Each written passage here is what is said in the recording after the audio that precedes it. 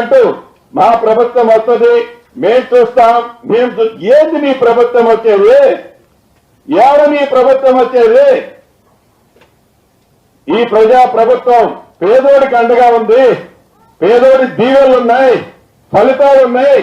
ఇంకా ఇన్ని ఫలితాలు చూసిన తర్వాత నిస్సిగ్గుగా పగట కళ్ళ గంటం అంటే ఏంటంటే చీకటి పడక ముందే ఎల్తూరులోనే కలల గంటం. ఇంకా నువ్వు అటువంటి కలల కంటున్నావు, ఇంకా ఊహించుకుంటున్నావు నేను ముఖ్యమంత్రినేనో కాబోయే ముఖ్యమంత్రినేనో.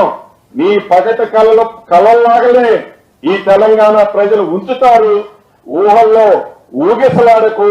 నీ రెడ్ బుక్ రాసేదో, నువ్వు వచ్చిన తర్వాత సాధించాలనుకునేదో, నువ్వు వచ్చిన తర్వాత చూపించాలనే కక్ష చూపించే కార్యక్రమం అసలు నీకు అటువంటి అవకాశం తెలంగాణ ప్రజలు ఇవ్వరు.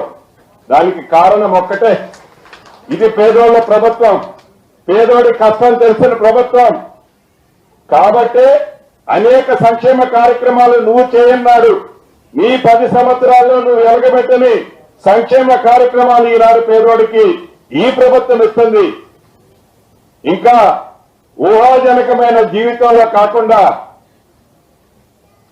నిజ జీవితంలో జీవితాన్ని గడిపితే ప్రజలు సంతోషిస్తారు.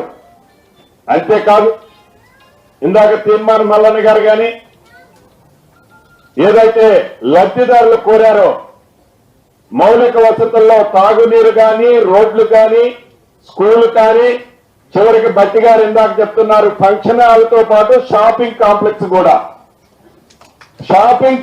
కూడా అక్కడ షాపులు కూడా ప్రభుత్వ పక్షాన్ని కట్టిపిస్తాం. మీరు ఇళ్లు కట్టడానికి ముందే గౌరవ ముఖ్యమంత్రి గారు ముగ్గురు వచ్చే ముందు చెప్పారు, మీరు ఇళ్లు కట్టడానికి ముందే మౌలిక వసతులన్నింటినీ పూర్తి చేపిస్తాం.